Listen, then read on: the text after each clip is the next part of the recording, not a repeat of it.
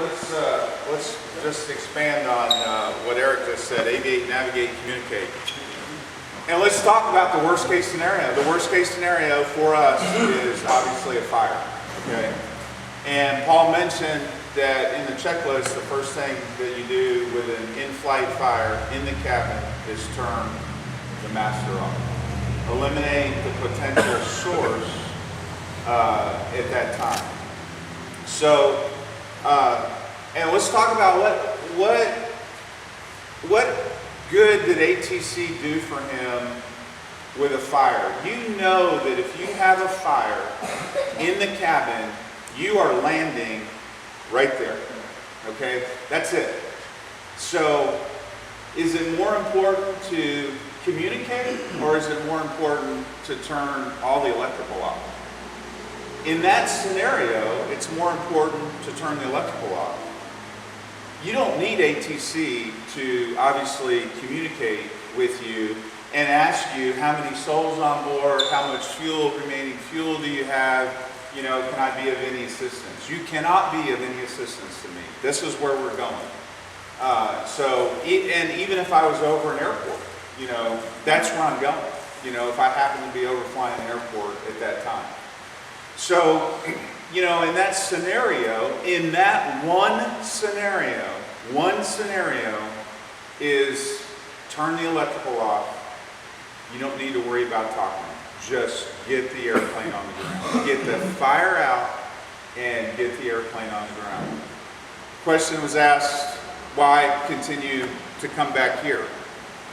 Well, you know, the people the few of you that have flown with me, and we talk about obviously an in-flight fire, and just again we can't practice that, so most times we just talk about it. I'm not a test pilot, and they don't pay me to be a test pilot. If I have something like that happen to me, it's going to stay off, and we're going to go back and land,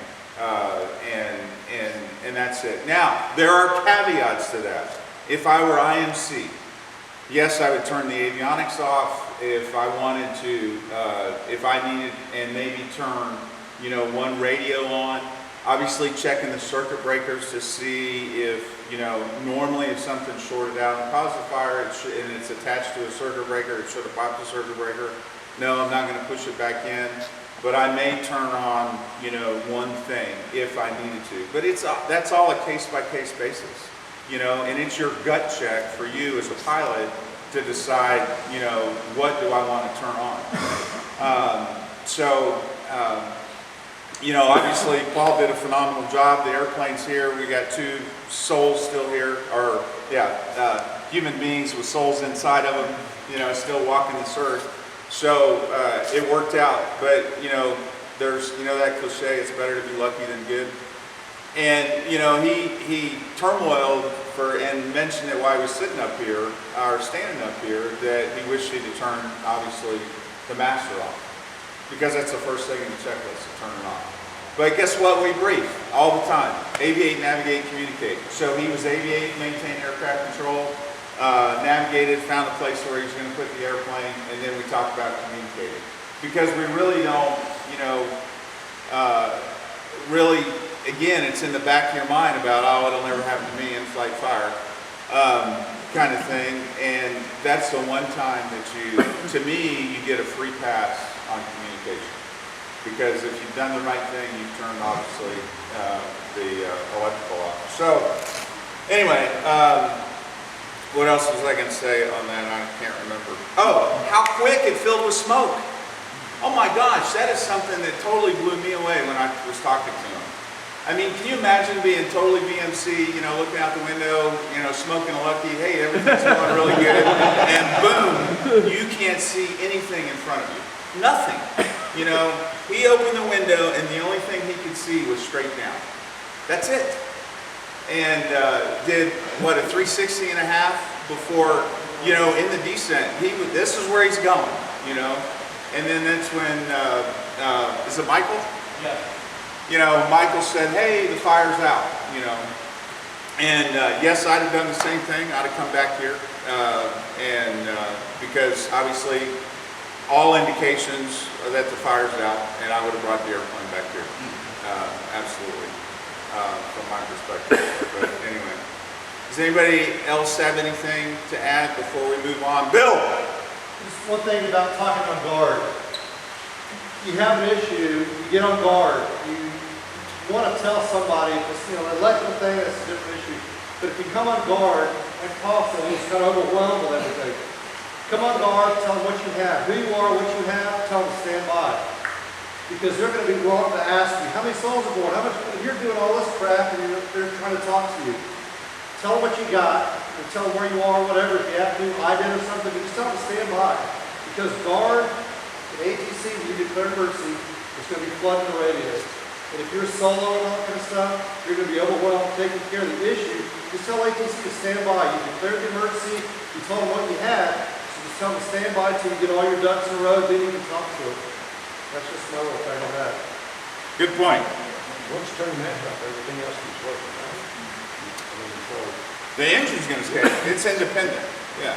Now, if you turn the ignition off, now you're going in. Now you're going down. Yeah. All right. Anything else in that emergency?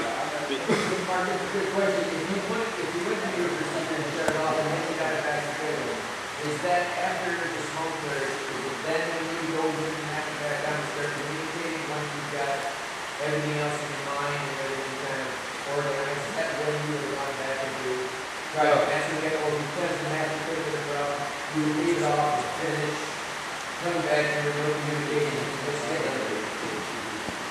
Again, knowing where I was going and going into an uncontrolled field, I wouldn't do anything. I would leave it off. Now, again, like I said, this is a gut check, case by case scenario. An airplane that has a master and an avionics switch. And what do most people who own airplanes or our airplanes that everything that's electrical is controlled by that one switch, avionics? Well, I would keep the avionics switch off, possibly turn the master off, then turn everything else off that's associated with that avionics switch, the avionics switch, and then turn one radio on. Well, if you can isolate what the fire was. Yes. If you know it's that radio, man, it's blue, it's flaming. If you can isolate it, and I know it's isolated, then I might turn it back on. If you're BMC, who cares about talking? Exactly. The fighters do it all day long, you don't need to talk to anybody. But if you can isolate where the fire is, then maybe turn it back on if you need it. If not, leave it off. If you're not sure, like Paul wasn't sure when it went out, say he hit his master off and it stopped. He wasn't sure what it was. Would he go back on? No, you shouldn't do that. Because you don't know what the problem was. You can refire it back up. So unless you can isolate what component was burning.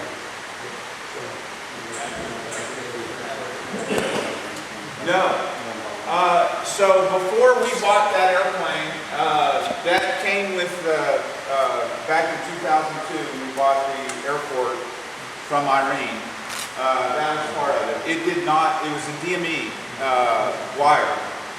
And it was not, it was, so it's been more than 13 years that it's, so apparently not. It did not blow a circuit breaker. Oh, and when I talked to Rick, our mechanic, it was about 14 inches of wire, and the type of insulation that's on it is designed to do exactly what it did. It's like spontaneous combustion. It burns really quick, and then it's gone. And so, and obviously, the wire itself, I don't know what the temperature dew point is, not dew point, but you know what I mean, of where a wire actually turns to flame. But the insulation obviously turns to flame a lot quicker, and it was gone instantly. And that's why it was, Paul said that, fire was, boom, come out of that hole where the OBS indicator is currently missing. That's when it was burning, and then it was gone. But I was just totally blown away at how quickly smoke came in the cabin, and then obviously venting the cabin, opening the windows. It still took some time, and it was accurate. His eyes were burning. It was hard to breathe. You know, those are some things, again, thinking about. He had his head out the window so he could breathe and see. So, you know, those are things, again, we pay lip service to. But think about it, if you were by yourself, that happened in trying to find the fire extinguisher. Guess where the fire extinguisher is in the arrow right now? You got to have some really long arms to get that fire extinguisher. It is in, I don't know why, but it's in the back luggage compartment. Can you imagine trying to get that little booger out? You know, right now, yeah, you're toast. But on that part, Mark, also, electrical fire, say you're in that airplane, the Arrow. Now you've got master lock and everything. Now you've got some other things to think about, gear, all that kind of stuff. Paul, if he was off, and now you're doing a nose flap, it's no big deal, but there's other things to think about if you do go master lock. So you kind of have to chair play scenarios. You have no power with this airplane, now you got the alternate gear extension, a whole bunch of stuff. So things to think about. You guys want to take 10, it's 5 minutes to 10, take